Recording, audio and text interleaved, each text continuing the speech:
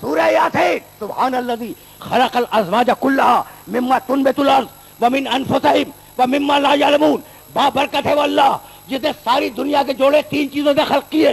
مٹی سے بنایا, نفس ڈالا, اور ایک وہ چیز ڈالی جسے لوگ جانتے نہیں ہیں. بھائی بہت توجہ, اس لیے کہ جس مرحلے پہ لے آیا ہوں نا اس مرحلے پر یہ آیت ناگزیر ہے. پھر سننا, سبحان الذی خلق الازواج کلها مما تنبت الارض ومن انفسهم ومما لا يعلمون. ہر انسان میں 3 چیزیں ہیں.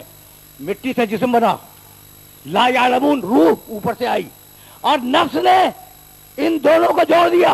اسی لیے میرے علی نے آواز دی, من عرف نفسہ.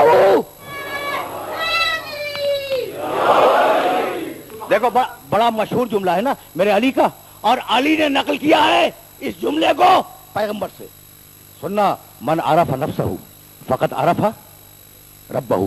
جس نے اپنے نفس کو پہچانا اس نے اپنے رب کو پہچانا.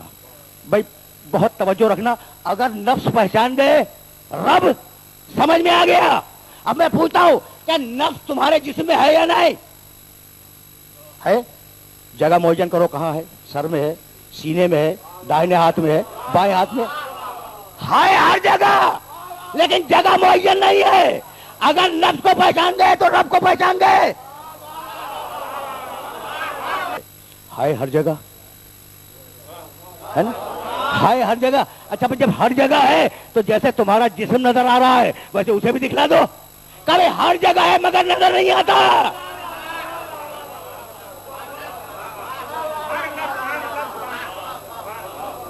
دیکھو, جس نے من عرف نفسہ فقط عرف ربہ, اگر یہ بات پہنچ رہی ہے تو میرے مولا کا جملہ اس طریقے سے کھلے گا. نفس جسم میں ہر جگہ ہے. اچھا یہ بتلاؤ کہ اگر سر میں چوٹ لگے تو فوراً احساس ہو جائے, اور اگر پاؤں کے انگوٹھے پہ چوٹ لگے تو دیر میں احساس ہو چکے دور ہے. کیا ایسا ہے؟ عجیب مرحلہ فکر ہے نا.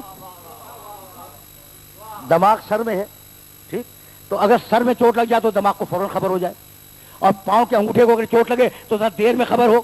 تو نفس کے لیے فاصلہ بے معنی ہے.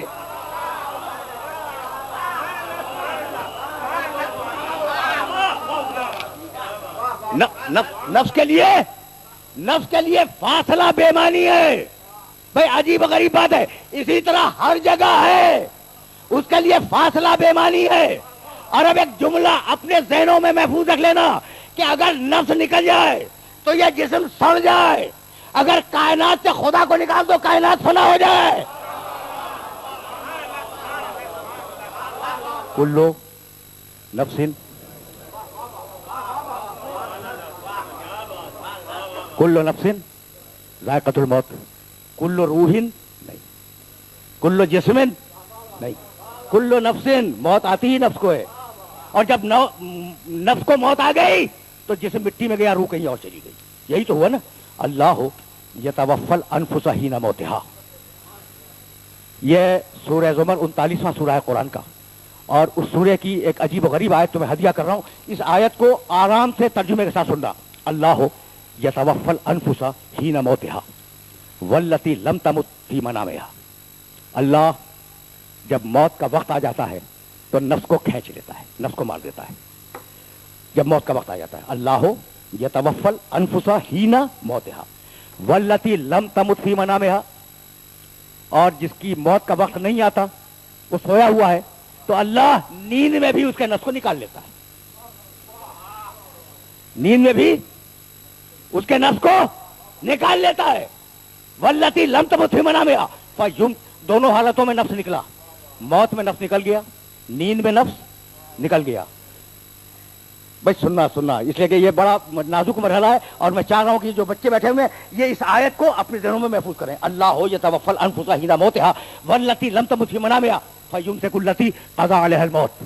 نکالا نیند میں بھی, نکالا موت میں بھی. تو جس کی موت کا فیصلہ کر لیتا ہے اس کے نفس کو نکال کر رکھ لیتا ہے. وَیُرْسِلُ الْأُخْرَىٰ, اور اگر نیند میں ہے اور موت کا وقت نہیں آیا تو وہ واپس بھیج دیتا ہے. تو تم سو رہے ہو, تمہارا نفس تمہارے اندر نہیں ہے. میں سو رہا ہوں, میرا نفس میرے اندر نہیں ہے. بھائی آیت کہہ رہی ہے توجہ رہے، آدم سے قیامت تک یہ اصول ہے کہ جب سو رہے ہو نفس تمہارے اندر نہیں ہے. اب وہ کیسا تھا کہ سو بھی رہا تھا، نفس کو بیچ بھی رہا تھا.